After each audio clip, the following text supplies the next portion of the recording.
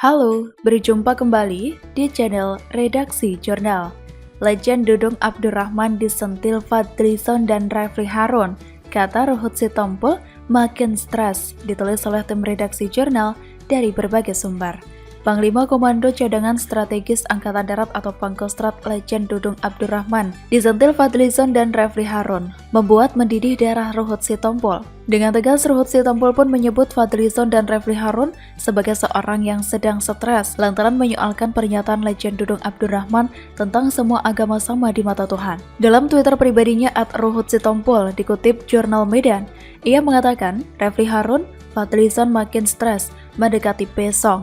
Siapa dia sok tahu menilai prestasi legend TNI Angkatan Darat Dudung Abdurrahman di militer. Ruhut Sitompul lantas menyuruh Fadlizon dan Refly Harun untuk berhenti memberikan kritik kepada Dudung. Kata Ruhut, sudah sono dukung PPKM Pak Joko Widodo yang sukses diakui dunia internasional dan disiplin melaksanakan protokol kesehatan. 5M paten, merdeka. Sebelumnya diberitakan, pakar hukum tata negara Refly Harun menyindir legend TNI Dudung Abdurrahman tidak memiliki prestasi karena hanya bisa menurunkan baliho Habib Rizik Syihab. Merespon pernyataan dari Refly Harun, politikus Gerindra Fadlizon merasa sependapat dengan pengamat yang kini menjadi YouTuber. Menanggapi hal tersebut, Fadlizon menilai bahwa Pangkostrat Legend Dudung seharusnya bisa ditugaskan melawan separatisme yang kini tengah terjadi di Papua. Harusnya bisa ditugaskan melawan separatisme di Papua, ujarnya melalui akun Twitternya @Fadlizon. Bagi saya pribadi semua agama itu benar di hati para pemeluknya. Tinggal kita menjalankannya apakah dengan penuh keimanan dan ketakwaan atau tidak. Mengenai benar atau salah tergantung keyakinan diri dan tidak perlu juga merendahkan dan menghina kepercayaan orang lain apalagi memaksa. Menurut saya, Dudung adalah sosok yang serius dalam mengatasi intoleransi yang dilandasi oleh paham radikalisme sering terjadi di media sosial. Berita bohong yang menjurus kegaduhan dan perpecahan baik dalam agama dan politik sering dimainkan oleh orang-orang yang menginginkan bangsa ini terbelah. Jadi, fanatik terhadap agama tergantung pada pemahaman diri masing-masing. Artinya, fanatik karena meyakini agamanya dengan menjalani penuh ketaatan, ini bisa dibilang fanatik yang positif. Tetapi jangan terlalu ekstrim dengan mengklaim agamanya paling benar dibanding agama yang lain. Karena bagaimanapun kita fanatik kepada agama sendiri berarti benar-benar mengimani kepercayaan tersebut. Namun harus dipahami, fanatik yang berlebihan pun tidak baik karena akan memicu kesalahpahaman terhadap agama lain. Apalagi fanatik yang berlebihan sudah menjurus dengan menyakiti, merusak, bahkan sampai membunuh. Kalau sudah begitu, buat apa ada agama di dunia ini? Sudah sangat jelas bahwa agama adalah hubungan pribadi dengan Tuhan. Tapi jangan menyangkal bahwa Tuhan menciptakan manusia tidak seragam, tetapi masing-masing individu memiliki perbedaan dalam memahami, meyakini, dan mempercayai suatu agama dalam kehidupannya. Saya kira orang seperti Fadlizon dan Refly Harun ini bisa dikata adalah manusia ternyinyir dan tercatat dalam sejarah perpolitikan tanah air Indonesia. Mungkin kalau ada penilaian dari sebuah lembaga yang memperoleh nyinyir award sepanjang tahun. Bahkan seorang Fahri Hamzah pun yang terkenal memiliki tabiat yang serupa, kelasnya masih sedikit di bawah Fadlizon, dan Fahri Hamzah sekarang bisa dilihat sudah tobat dan kembali ke jalan yang lurus. Sedang Refly Harun dan terutama Fadlizon barangkali sudah diniati sejak awal dan tidak mau berubah apapun yang terjadi, ia akan terus berseberangan dengan Jokowi sampai sekarang. Terlihat sangat konsisten dengan pilihannya. Sudah tak terhitung banyaknya kalimat nyinyir yang ditujukan kepada siapapun selama ini, lawan politiknya terutama kepada Jokowi. Puisi-puisi Fadlizon yang ditujukan Jokowi berisi diksi hinaan yang jauh dari kata terpuji. Fadlizon entah mengapa sering melakukan hal-hal yang sangat konyol dan membanyol, maka tidak mengherankan atas tabiatnya yang tidak berubah tersebut. Disinyalir membuat Fadlizon mulai dijauhi oleh rekan-rekannya sendiri di Partai Gerindra, bahkan konon mulai dikucilkan. Mungkin teman-temannya takut disuruh bantu jelatin ludah Fadli di Empang. Seperti yang diketahui, Fadlizon ini menurut saya jenis manusia paling egois. Tentu tidak mau kalau harus merendahkan diri di hadapan Jokowi.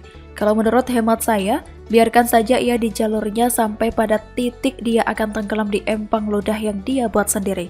Tanda-tanda semesta nampaknya sudah dekat. Bagaimana menurut Anda?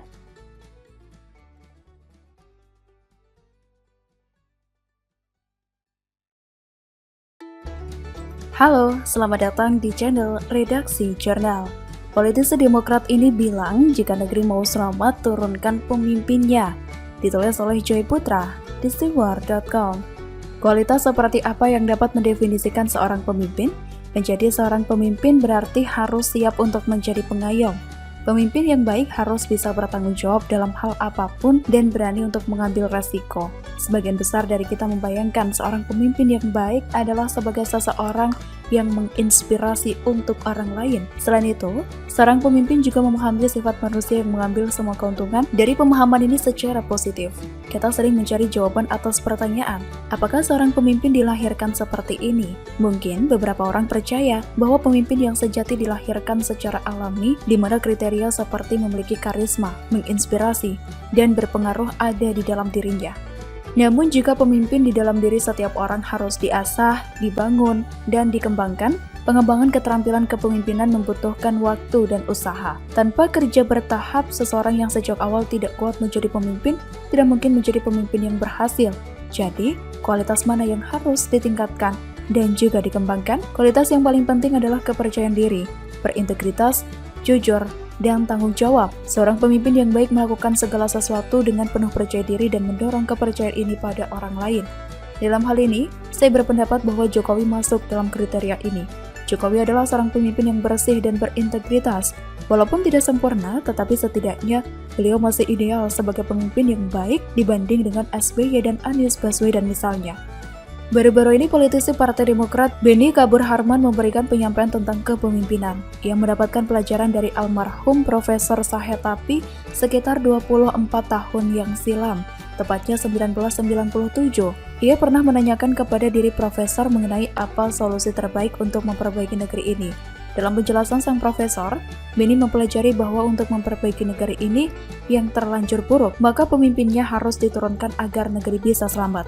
Lalu konteks pertanyaan Benny kala itu dengan masa sekarang korelasinya apa coba? Benny menanyakan hal kepemimpinan tahun 1997 di saat Indonesia masih dipimpin oleh rezim Orde Baru, Soeharto. Sangat jelas dan tepat pernyataan Profesor Sahetapi pada saat Indonesia mempunyai pemimpin yang bobrok seperti Soeharto. Tahun 1997 silam merupakan masa suram, di mana negeri jatuh dalam krisis moneter. Panasnya suhu politik kala itu dipicu karena ketidakbecusan Soeharto mengelola negeri ini, sehingga rakyat menuntut Soeharto untuk lengser dari jabatannya. Jika Benny masih memakai pertanyaan itu untuk menyindir Jokowi, rasanya tidak tepat sasaran. Kepemimpinan Soeharto dibanding dengan Jokowi sangat jauh berbeda. Begitu pula jika kita membandingkan era SBY dan Jokowi saat mencolok perbedaannya. Jadi, menurut saya, pertanyaan Benny Kabur Harman terhadap Profesor Sahetapi mengenai pemimpin buruk sangat tepat bila dihubungkan dengan AHY yang memimpin di Partai Demokrat. Sebagai ketua umum partai, AHY dinilai sangat buruk memimpin kader-kadernya sehingga terjadi perpecahan di internal partai. Sebelum bicara menyelamatkan negeri, coba lihat ke partai sendiri.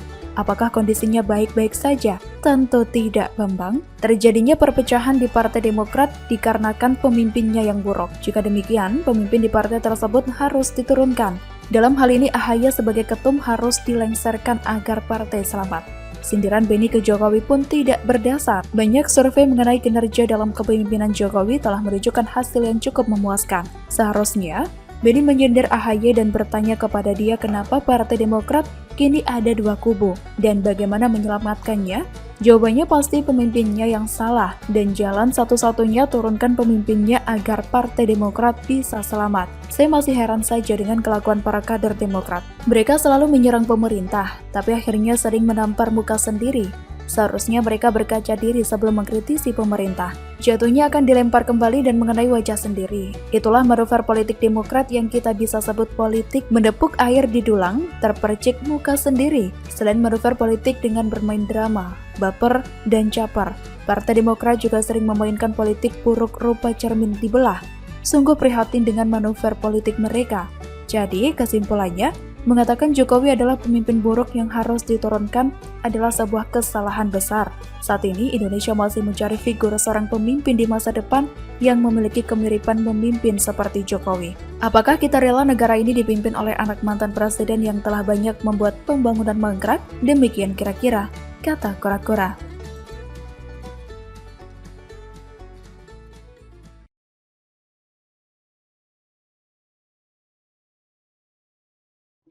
Halo, berjumpa kembali di channel Redaksi Jurnal.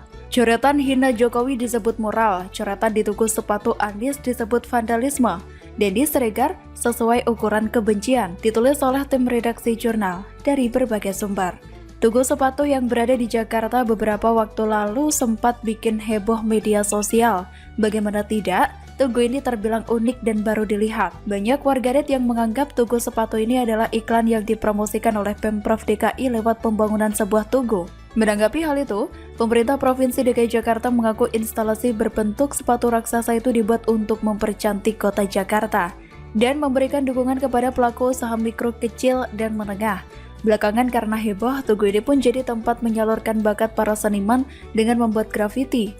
Belakangan hal itu pun dianggap sebagai aksi vandalisme. Kemudian, ada yang coret-coret yang tidak bijak, tidak baik.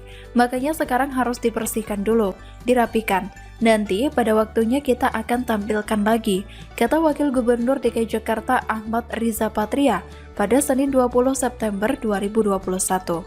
Coretan itu diketahui dilakukan oleh seorang pemuda pada Sabtu 18 September dini hari.